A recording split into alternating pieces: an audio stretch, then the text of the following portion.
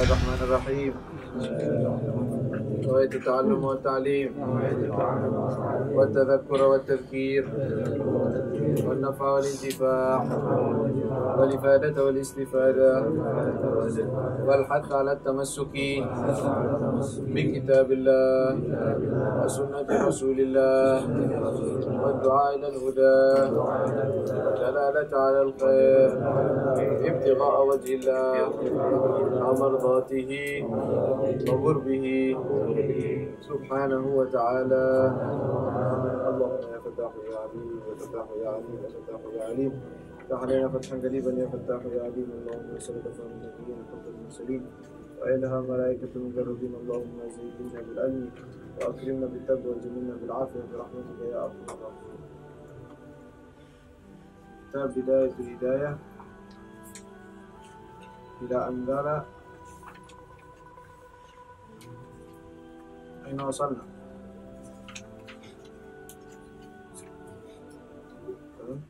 Ucapannya apa?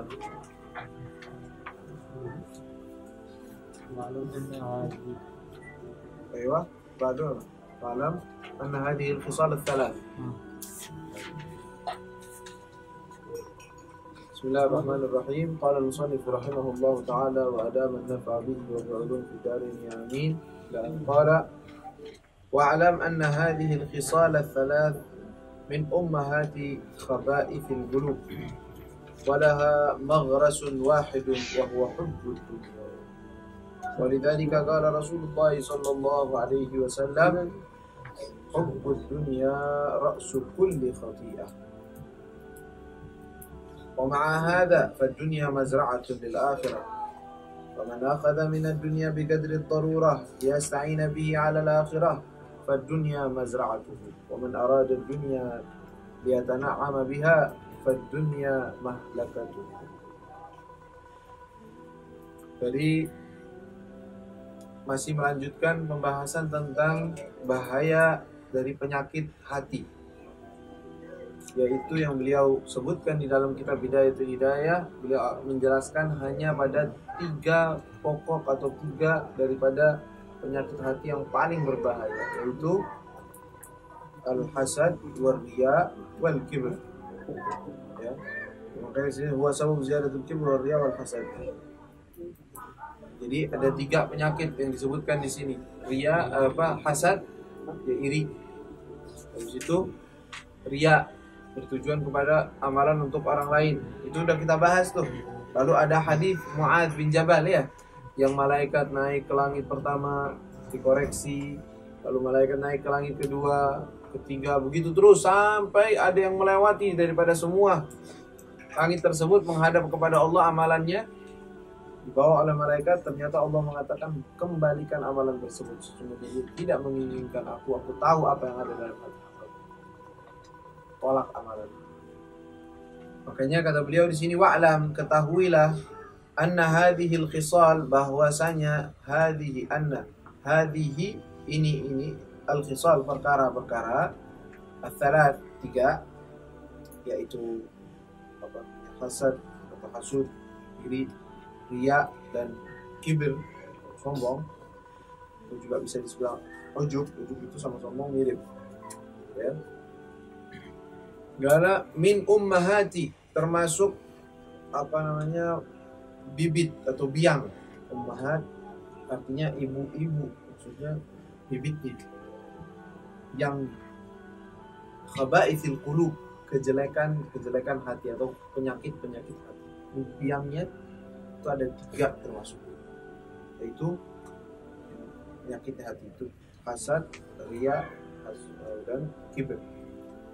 Kalau walaha maghrasun wahid, dan dia memiliki 1 maghras. Maghras itu 1 tanaman atau 1 tempat pokok. Bahwa sumber maksudnya. Pokok artinya maksudnya sumbernya. Sumbernya dari semua ini 3 penyakit ini, dan termasuk bibit dari semua penyakit, ada yang ada sumbernya, titik sumbernya. Apa sumber titiknya? Wa huwa hubbud dunya.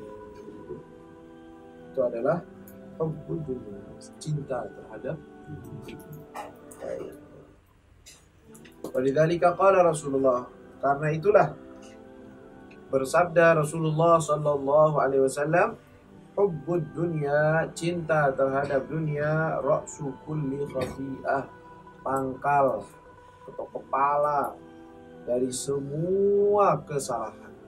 Kesalahan semua, dari ria, dari ujub, dari mencuri, dari mengambil harta orang lain, dari semua itu penyakit sumbernya dari hubbud dunya, cinta terhadap kecenderungan terhadap cinta terhadap dunia. Maksudnya apa? Adalah kecenderungan terhadap dunia, yaitu mendahulukannya terhadap akhirat. Itu namanya cinta terhadap dunia. Sumbernya itu. Karena itu banyak-banyaklah berdoa untuk Allah Subhanahu wa taala bersihkan hati kita dari cinta terhadap dunia. Dalam kitab Khulasatul Madad, doa yang dianjurkan oleh beliau, lalu kalian berdoa sehendaknya kalian berdoa, kemudian akhirilah doa kalian dengan doa Imam Al-Haddad, doa daripada doa Abdullah bin Al-Haddad di dalam kitab Khulasatul Madad itu, Allahumma akhrij min qalbi kulla gadrin di dunia wa kulla mahallin lil qalbi, ya Allah keluarkan dari hatiku semua kadar daripada kecintaan terhadap dunia dan semua kadar daripada kecintaan terhadap makhluk yang membuat aku yumilu bila maksiat, membuat aku itu cenderung terhadap kemaksiatanmu, au yushghilni an ta'atik, atau menyibukkan aku dari ketaatan kepadamu, au yahulu, atau menghalang-halangi antara aku dengan kedekatan kepadamu. Wah, luar biasa. Jadi minta kalau aku akan cinta terhadap dunia. Kulli khatiyah. Nah, itu pangkalnya. Gimana? Ya, hilangkan dengan tidak dimaksud, tidak dituju, tidak diminta, hanya cinta kepada Allah SWT. Tentunya tidak akan keluar hakikat kecintaan terhadap dunia kecuali harus diisi dengan kecintaan kepada Allah dan Rasul. Tidak. Jadi kalau seandainya kita bilang, oh kita cinta kepada Allah dan Rasul masih ada, masih kurang, tapi cinta dunia saya enggak, maksudnya bohong. Ente ngira begitu nggak apa-apa, kita mengira, tetapi hakikatnya enggak. Selagi kecintaan kepada Allah dan Rasulnya belum mengambil keseluruhan daripada yang kita punya, daripada kecenderungan kita, berarti kita masih ada kecintaan terhadap dunia. Begitu, pasti nggak bisa lepas. Tapi kalau udah ghalab, benar-benar kecintaan kepada Allah dan Rasulnya melebihi dari segala-galanya, udah cinta kepada dunia pasti hilang. Udah pasti hilang. Makanya para sahabat, karena mereka benar-benar cinta kepada Allah dan Rasul, dunia di mata mereka kecil, nggak ada harganya. Bukan itu yang dituju, bukan itu yang diminta. Mereka rela mengorbankan dunia mereka, walaupun mereka dapat pun itu bukan menghalangi untuk, dan bukan tujuan mereka. Jangan kira bahwa sahabat semuanya miskin, nggak punya uang, nggak punya apa-apa. Enggak juga. Ada sahabat kaya. Bayangkan Sayyidina Utsman bin Affan bisa mempersiapkan sekitar 1000 onta dipenuhi dengan makanan dan pasokan untuk pasukan perang. Botol duit dari mana? Dia punya duit. Tidak punya duit. Bisa beli satu bir itu sumur. Sumur itu diambil alih sama orang Yahudi, bikin repot orang-orang yang itu. Akhirnya kata Nabi, siapa yang mau membeli sumur ini lalu disedekahkan untuk orang-orang muslimin, artinya dijadikan wakaf untuk orang-orang muslimin minumnya, lalu dia akan diberikan surga. Itu Sayyidina Utsman saya punya duit. Tapi apakah punya uang itu berarti cinta dunia? Enggak. Belum tentu. Bukan urusan itu, urusannya cinta, kecenderungan hati, keinginan, tujuan, itu maksud cinta. Tujuannya dunia. Bisa aja orang nggak punya apa-apa duit, rumahnya kecil, kesian, nggak punya apa-apaan, tapi cinta dunia. Amalannya sholat 5 waktu, tapi cinta dunianya. Sholat biar dunianya dapat, biar kerjaannya lancar. Itu tujuan dia. Itu cinta dunia. Jadi bukan zahir, bukan cuma kita lihat dari tampilan, tapi hakikatnya dalam hati. Dan ini kan penyakit hati. Kalau ma'ahada fadunya ma'azra'atul akhirat. Dan bersamaan dengan ini, biar kita tahu juga, kata beliau, biar kita stabil, bukan berarti kita, oh nggak cinta dunia, tinggalin semua dunia, udah kita hidup nggak ada sama sekali sama sekali. Nggak, tahu dulu. Wa ma'ahada, dan bersamaan dengan ini, bahwa kecintaan terhadap dunia adalah sumber dari semua kesalahan. Fadunya, maka dunia itu adalah mazra'atun lil akhirah. Mazra'ah, tempat menanam atau tempat berbekal lil akhirah, untuk akhirat. Mazra'ah itu tempat cocok tanam ya, tempat kita menanam daripada tanaman-tanaman kita, atau tanah yang subur untuk ditanam, itu mazra'ah namanya. Tapi untuk akhirat. Artinya kalau kita ingin menanam untuk akhirat di mana? Ya di dunia. Mau ngapain? Ke akhirat dulu. Ya udah mati. Di dunia ini, di sini. Dia mazra'atul akhirah. Dia untuk menanam untuk akhirat itu ya dunia juga, di dunia ini.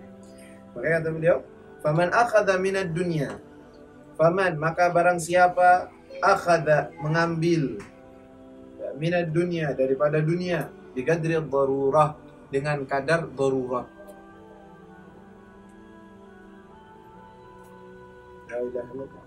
Liyasta'ina bihi 'alal akhirah, liyasta'in, untuk membantu, menolong dia, bihi, dengan dunia itu, 'alal akhirah, mendapatkan akhirat. Fad dunya mazra'atu, maka benar-benar dunia itu adalah tempat mazra'ahnya, ataupun tempat dia menanam, atau tempat dia apa namanya, investasi kalau kita bisa bilang, atau tempat dia menabung. Mazra'atul akhirah, untuk tabungan akhir. Benar, berarti dunia dia adalah tabungan untuk akhir. Wa man arada dunya, dan adapun orang-orang yang menginginkan dunia, dia tana'am biha, untuk hanya mendapatkan kenikmatan di dalamnya. Fad dunya mahlakatuhu, maka dunia ini sebagai tempat hancurnya dia, penyebab hancurnya dia. Mahlakatuhu, tempat kehancuran dia.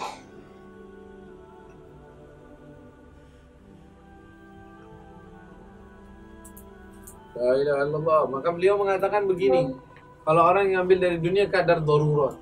Jadi ada kadar, namanya kadar darurat, ada hajah, ada zaid, lebih. Itu biasanya begitu. Apa namanya, urutannya. Ada namanya darurat. Darurat itu berarti biasanya yang bersifatan harus ada. Makan, tempat untuk dia, apa namanya, pakaian untuk menutupi aurat. Itu darurat. Masa ada orang nggak pakai, nggak ada bajunya, mau nggak makan, nggak minum, nggak bisa. Atau nggak ada tempat tinggal untuk dia tinggal, nggak mungkin. Masa nggak suruh tinggal di jalanan? Enggak. Itu termasuk darurat. Dia mengambil dari dunia ini yang daruratnya aja, yang memang untuk menolong atau membantu dia untuk akhirat.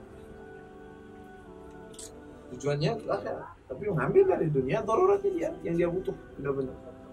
Nanti ada darurat hajah, ada kebutuhan ekstra, lebih. Nggak darurat, artinya kalau dia nggak punya juga nggak mati, nggak kurang ya, tetapi kurang sempurna aja. Soalnya orang cukup dengan menggunakan apa namanya, dia punya rumah, satu rumah cukup yang biasa sederhana, itu udah cukup gitu ya. Nggak, dia pengen rumah lebih, kamar yang lebih banyak, lebih luas. Itu apa? Itu hajah, kebutuhan, tetapi bukan darurat, bukan kebutuhan yang lazim harus ada. Artinya begini aja, setiap daripada apa yang kita miliki daripada dunia, sifatnya makanan, sifatnya minuman, sifatnya pakaian, sifatnya itu adalah uang, sifatnya itu adalah tempat, kendaraan yang kita pakai, kita gunakan. Boleh kita memiliki selagi dari jalan yang halal, boleh, tidak apa-apa. Dan apakah itu berarti kita cinta dunia? Belum tentu. Selagi kita menggunakannya dan tidak menjadikan itu sebagai tujuan, hanya sebagai sarana untuk menyempurnakan tujuan kepada akhirat. Beda jauh. Antara orang pengen tinggal punya rumah, punya ini, punya mobil. Terus untuk apa? Udah pengen tenang, hidup enak. Nah, ada lagi, ya saya pengen punya rumah. Untuk apa? Untuk saya bisa ibadat, bisa memberi nafkah Dengan itu saya bisa hidup dengan tenang. Saya ingin punya uang pemasukan untuk apa? Untuk saya tidak butuh terhadap orang, meminta-minta kepada orang. Untuk saya bisa memberi makan diri saya dan keluarga saya. Untuk mereka bisa taat kepada Allah, bisa mengerjakan tugas yang Allah Subhanahu wa taala perintahkan. Kalau nggak ada makan gimana dong? Enggak apa-apa. Cari. Tapi bukan itu tujuannya. Jauh kan? Sama-sama kerja padahal mungkin penghasilannya sama. Tapi beda tujuan. Bahkan ada sebagian orang mengambil dari dunia lebih daripada darurah. Oh, ambil rumah lebih luas. Untuk apa? Untuk majelis taklim. Untuk kebutuhan orang-orang mau belajar. Kalau kita ini susah, masa kita harus numpang di rumah orang atau di tempat yang susah? Kita siapkan di sini fasilitas sarana untuk akhirat, nggak apa-apa. Tetapi bukan itu tujuannya. Kalau seandainya nggak ada ini, itu yang merasa berat, biasa aja. Kan kesian orang-orang yang mau belajar. Nah, tapi itu bukan tujuannya. Tapi tujuannya tentunya dalam bidang ini banyak seluk beluk dan tipu daya nafsu. Oh, nggak gampang urusan ini. Banyak nanti. Nggak apa-apa, saya mau cari dunia sebanyak-banyak. Kenapa? Yang saya mau bantu orang fakir. Untuk akhirat. Kan mazra'ah untuk akhirat. Masya Allah, ngomongnya doang. Pas lagi dicari dunianya, cari dari yang haram. Mau cari mazra'ah akhirat, cari dari yang haram. Atau syubhat yang jelas-jelas syubhatnya nggak lebih dekat kepada haram. Hal-hal yang nggak jelas. Dari mana penghasilan dia. Nggak apa-apa. Kan untuk akhirat. Kok untuk akhirat, tapi caranya bukan sesuai akhirat, nggak mungkin. Ya kan? Kayak gitu, nanti diketahui itu. Ketika dia punya yang sedikit, dia nggak mau infakkan, nggak mau bantu. Yang sekitarnya dia nggak mau bantu. Tapi niatnya katanya, saya mau membangun nanti pesantren atau apa. Loh, yang sedikit itu dia bantu. Kok itu khoyal mau ke yang luas-luas. Hati-hati. Di sini tuh banyak tipuan dari iblis untuk memancing kita agar kita cinta terhadap dunia dan cenderung terhadap dunia dengan dalih ingin akhirat. Itu bagi orang yang udah belajar dikit-dikit. Ditipu lagi sama setan, nggak bisa. Jadi kalau yang pertama udah dunia aja, jadi ngapain hidup susah? Jadi hidup tuh enak, jadi kaya jangan ini, jangan susah. Nikmatin hidup gitu. Udah. Kalau dia iyain udah, setan nggak usah repot-repot lagi. Tapi enggak, subhanallah dia belajar. Akhirat, tahu dunia itu nggak ada harganya. Setan pintar lagi, dia nggak apa. Cari dunia nggak apa-apa. Emang haram enggak? Sayyidina Utsman bisa bantu satu pasukan perang untuk mereka pergi, bisa pakai apa? Pakai duit, ya kan? Cari duit, jadi seperti Sayyidina Utsman. Masya Allah, cari duit, lupa akhirat. Lupa dunia semua yang diminta. Akhiratnya mana nggak ada. Bahkan zakat yang wajib aja yang dikeluarkan. Tapi pertama dalilnya, itu perlu waspada karena ini sesuatu yang sering seseorang itu terbawa dari arus dan hawa nafsunya dia dan ingin menutupi kesalahan tersebut dengan tujuan-tujuan baik. Kadang ada orang banyak dapetin maksiat dari hartanya nggak halal, dia tahu harta nggak halal. Tapi saya ini baik, udah bikin kerja. Santunan yatim, ada pembangunan untuk duafa, ini. Tapi nggak apa-apa. Masukan ente nggak benar, nggak apa-apa. Tapi kan saya infakin kepada yang baik. Nah, Allah SWT tidak akan terima kecuali dari yang tayyib, dari yang baik. La yaqbalu illa tayyiban. Inna Allah tayyib, la yaqbalu illa tayyib. Allah SWT maha bersih, maha suci, tidak menerima kecuali yang suci dan bersih.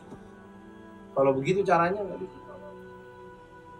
Percuma di sisi Allah. Baik.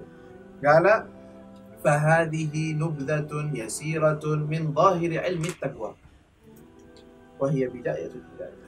Kata beliau, فهذه, maka ini kitab apa yang beliau sudah sampaikan dalam pembahasan yang lalu.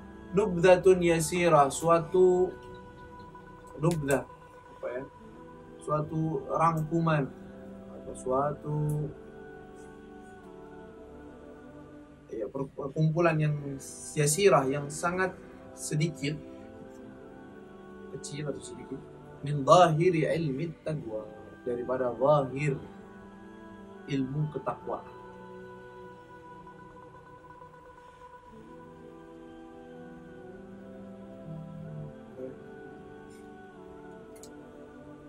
Ini yang kita bahas, kata beliau, ini zahir ilmu takwa.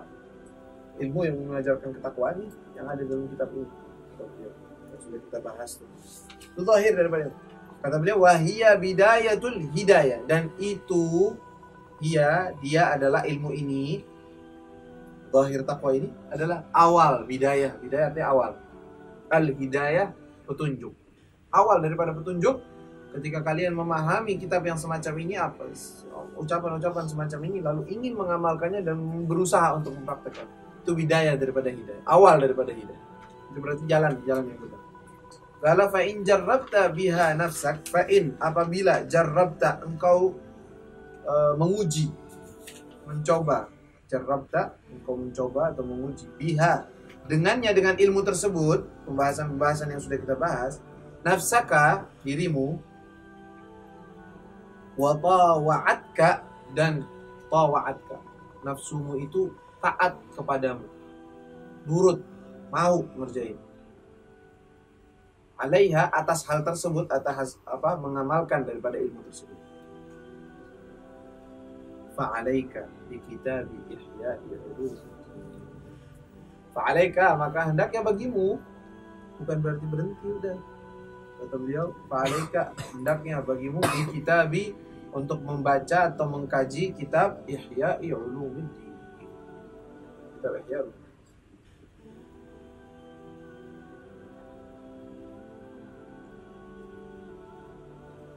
Untuk apa? Kata beliau, li ta'rifa, agar engkau mengetahui, kaifiyata, cara-cara, al-wusul, untuk sampai ila batinit taqwa, terhadap batin ya, ketakwaan, terhadap batin, suatu bagian dalam daripada takwa.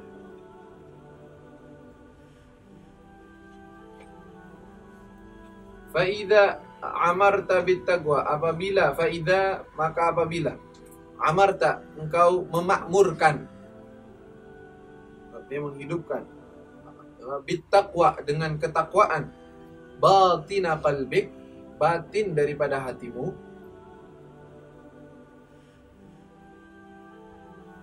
fa'inda dhalik, maka di saat itu, maka ketika atau di saat itu, tertafi'u, akan terangkat, al-hujub, tirai-tirai penutup. Hujub itu penutup, sesuatu yang menutup. Hijab, kita bilang hijab arti daripada penutup. Hujub jamak daripada hijab, kalimat jamaknya. Bainaka wa baina rabbik, antara engkau dengan Tuhan. Bainaka, antara dirimu, wa baina rabbika, dan antara Tuhan. Wa tankashifu, dan akan terbuka, laka, bagimu, untukmu, anwarul ma'arif, cahaya-cahaya ma'rifat, pengenalan kepada Allah Subhanahu. Wa tatafajjar, dan akan mengalir dan keluar dari sumbernya, itu tafajjur. Min galbik, dari hatimu, mengalir atau keluar dari hatimu, yanabi'al hikam, sumber daripada hikmah. Hikmah di sini bukan pengobatan, bukan. Hikmah di sini sesuatu yang Allah berikan kepada hamba-hambanya, kepada ilmu yang batin. Wa tattadhih laka asrarul mulk, wa tattadhih, dan akan terlihat jelas, laka, bagimu, asrarul mulki, rahasia-rahasia kerajaan Allah, wal malakut, dan kerajaan, maksudnya muluk berarti kerajaan yang sifatnya zahir, itu kerajaan yang sifatnya zahir. Wal malakut, kerajaan Allah yang sifatnya tidak zahir, batin, alam malaikat dan alam ruh, itu namanya malakut. Kalau al-muluk, alam muluk itu alam yang sifatnya zahir, terlihat mata, terlihat dirasakan oleh kita, itu namanya alam muluk. Tapi alam satu lagi namanya malakut, alam yang sifatnya rohani, kepada malaikat, arwah, dan yang lain. akan terbuka. Wa yatayassaru laka minal ulumi, Allah, wa yatayassar, dan akan mudah bagimu, akan dimudahkan, yatayassar, dimudahkan, laka, bagimu, minal ulum, daripada ilmu-ilmu, ma tastahgir bihi hadhihi al-ulumul muhdatsah, ma tastahgir, yang engkau akan memandang rendah. Tastahgir, engkau akan memandang rendah, bihi, dengan ilmu tersebut, hadhil ulum, ilmu-ilmu ini, ilmu-ilmu yang sifatnya zahir, al-muhdatsah, yang baru, yang diciptakan oleh manusia.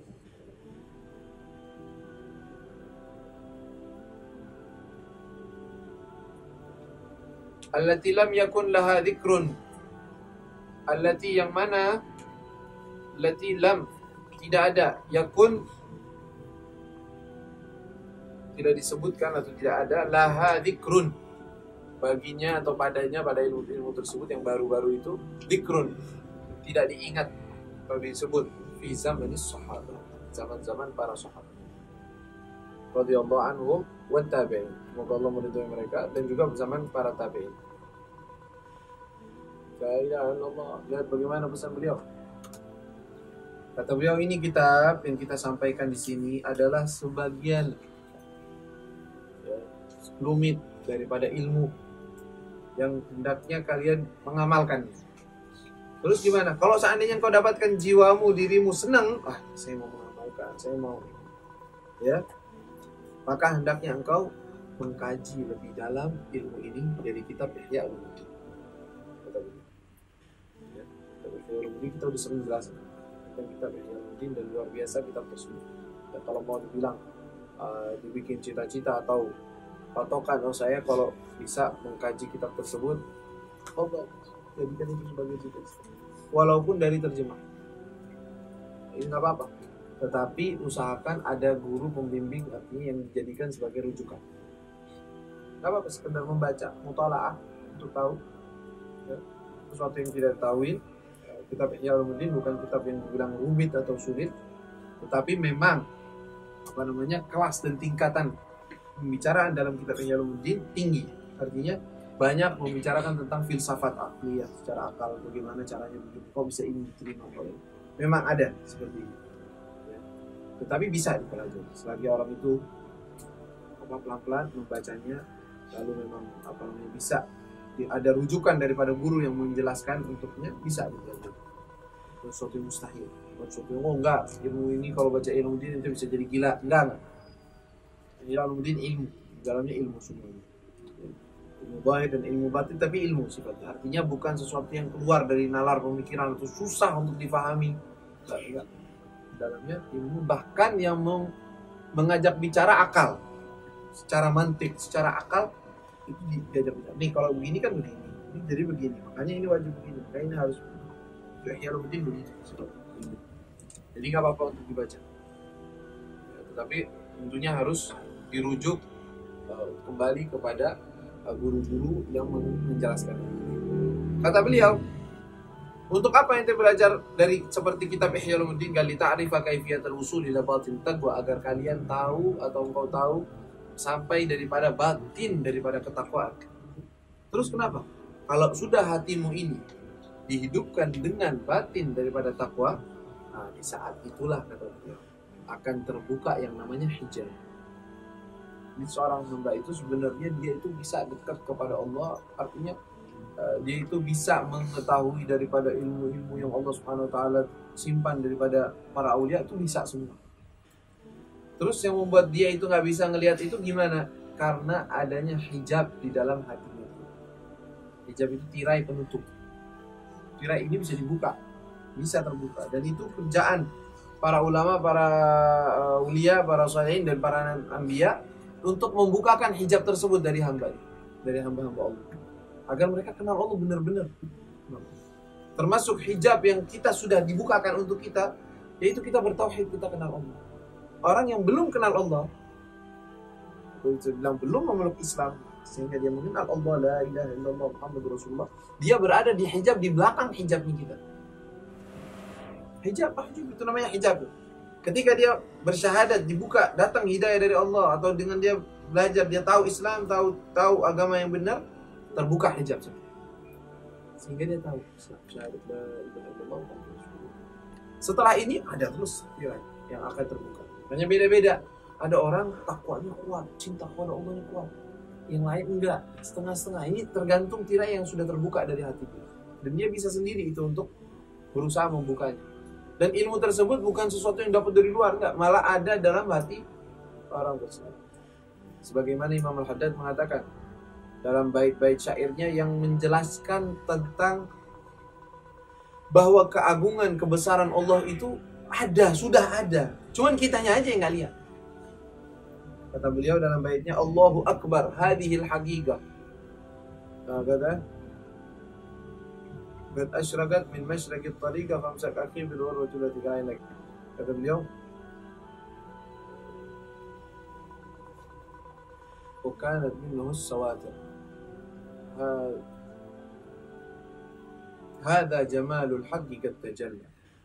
Wa lam yakun qablu mahjub kalla. Walakinna qalbal 'abd hina yujla syahad fakanat minhu as-sawatir. Kata beliau, ini keindahan Allah Subhanahu wa taala, jamalul haq qad tajalla, sudah terlihat, kata beliau.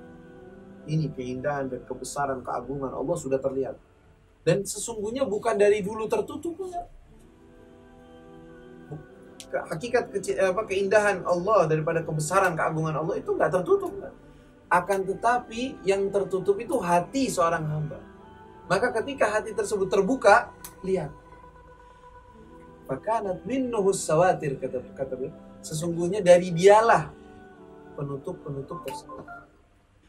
Jadi setiap dari manusia itu, setiap manusia yang Allah Subhanahu wa taala ciptakan dengan kesempurnaan akal, artinya sempurna akal, dia mukallaf, itu memiliki kemampuan dan bisa untuk cinta kepada Allah dan menggapai derajat kemakrifatan kepada Allah. Semuanya. Selagi dia manusia, adami, bisa untuk makrifat. Semua. Tugas Nabi datang mendidik mereka, membersihkan daripada kejelekan-kejelekan atau sesuatu yang sudah menutupi hati mereka sehingga mereka tahu kedekatan kepada Allah SWT dan keagungan. Itu tidak sembarangan. Tamam? Dan Imam Al-Ghazali begitu juga. Beliau termasuk tabibul qalb, pengobat hati, mengajak kita untuk ente nggak pernah diajak untuk cinta dunia atau cari begini, enggak.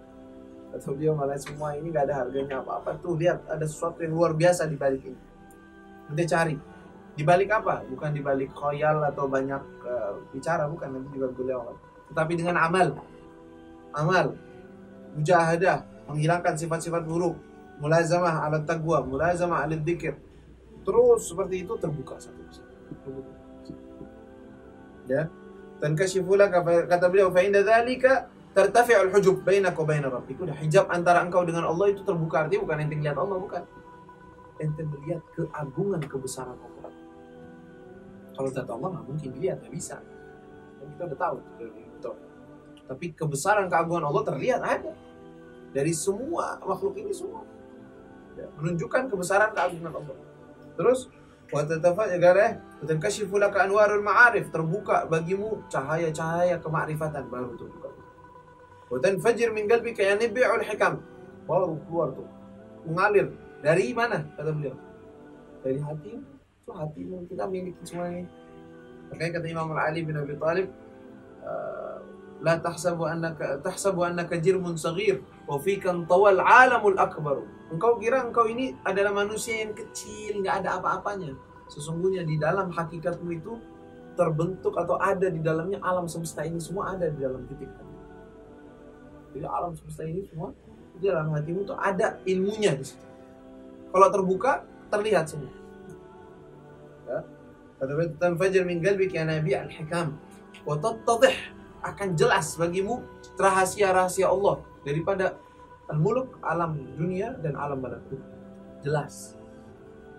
Saat itu yakin seseorang itu luar biasa. Makanya Sayyidina Ali bahkan mengatakan, Ali daripada kuatnya iman beliau, kata beliau, lau kushifal ghita mazdadtu yaqinan. Kalau seandainya dibuka semua hijab ini kan saya nggak lihat malaikat, nggak lihat surga, nggak lihat neraka, nggak lihat kan dari mata. Kalau dibuka, totonya kelihatan semuanya. Kata beliau, nggak bakal nambah iman saya. Karena udah mentok, udah. Iman saya itu kayak lihat, artinya begitu. Iman saya ini sekarang ini yang saya yakini itu bagaikan saya melihat. Jadi kalau dibuka atau diperlihatkan secara nyata nggak nambah. Emang saya tahu gitu kok. Kalau yang lain kan enggak. Oh iya ternyata benar. Itu berarti belum yakin aslinya. Belum kuat keyakinannya. Tambah dibuka tambah yakin. Beliau enggak. Sepertinya terlihat semua. Baik. Maka dari itu engkau bakal tahu hakikat daripada ilmu. Ini ilmu yang keluar tuh dari hati, merasa ilmu yang baru-baru ini yang orang-orang sibuk dengan tauhid itu. Ya, nggak ada apa-apanya dengan ilmu ini. Tapi juga bukan berarti menghina atau menjelek-jelek itu ilmu beginian, ilmu yang ma'rifat apa? Enggak, bukan omongan ilmu ma'rifat. Tapi dia akan merasa bahwa ilmu ini ya jauh, nggak ada bandingannya. Cuman gimana ilmu tersebut? Ya kalau memang ilmu tersebut sarana untuk sampai pada ilmu ini ya silakan diajarkan. Dan kalau bukan sarana malah menutupi, menghalangi, dijauh-jauh jangan belajar beginian itu apa? Sedikit aja, ambil kadar butuhnya aja. Kalau memang untuk sarana nggak apa-apa, kalau bukan jangan. Itu kan begitu. Ya. Makanya bukan berarti kalau kita udah bicara seperti ini, oh ilmu fikih, ilmu apa? Ilmu tauhid ini ilmu batin yang paling luar biasa. Ilmu batin apa? Kalau nggak nyampe dengan ilmu zahir yang dibawakan oleh Nabi Muhammad, ilmu batinnya ngaco kan? Itu namanya waswasa syaitan, bukan ilmu batin. Cuma bisikan syaitan aja yang dia kira itu ilmu. Padahal bukan ilmu sama sekali. Ya, makanya jalan ilmu ya ini nih, amal daripada ilmu apa yang sudah dipelajari. Kalau kata beliau, wa in kunta tatlubul ma'rifata minal gil wal gal wal mira' wal jidal fama a'zama musibatak wa ma atwala ta'abak wa ma a'zama hirmanak. Kata beliau, fa in kunta apabila engkau tatlub mencari al-ma'rifah, kemakrifatan, ilmu makrifat, kenal kepada Allah, minal qili wal qal, dari qil itu diucapkan dan mengucapkan, qil wal qal, qala fulan wa qila fulan, itu maksudnya dari omongan-omongan doang. Maksudnya apa? Daripada cuman belajar dari kitab ke kitab, hanya itu saja, dari situ saja.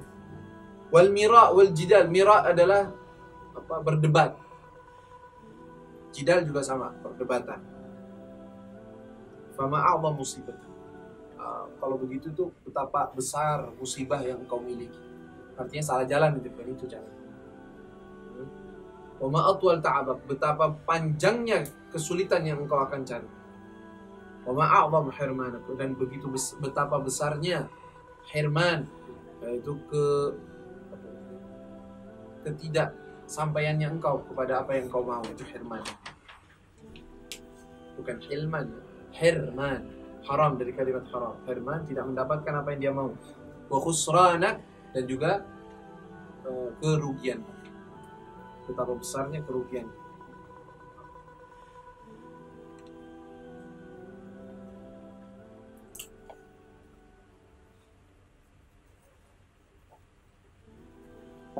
Wala fa'lam ma syi'ta, maka beramallah apa yang engkau mau. Lakukan maksudnya apa yang engkau mau. Fa'mal ma syi'ta, lah kerjakan apa yang engkau mau. Fa inna dunya allati tatlubuha, sesungguhnya dunia yang engkau cari-cari, biddin, dengan agama, la taslamu lak, tidak akan sampai semuanya padamu. Memang bisa orang cari dunia semuanya dapetin? Pasti yang dia pengen dapat? Hah? Pasti dapat. Wal akhiratu tuslabu. Adapun kalau ente cari itu dengan agama, ente mau cari dunia, maka dunia yang engkau cari pun engkau tidak akan dapat, dan akhirat akan ditarik, tuslab, akan ditarik darimu, artinya nggak dikasih, karena tujuanmu adalah itu.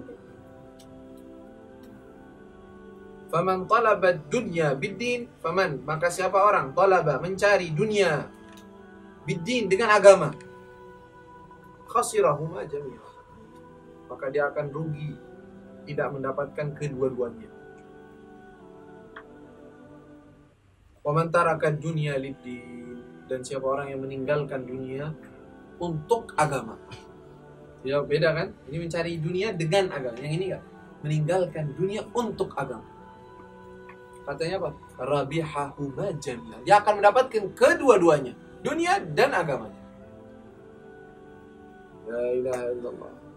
Qala fahadihi jumalul hidayah ila bidayatit thariq. Fahadihi, maka ini omongan jumal. Jumal adalah apa namanya? Rangkuman atau simpulan al-hidayah daripada petunjuk.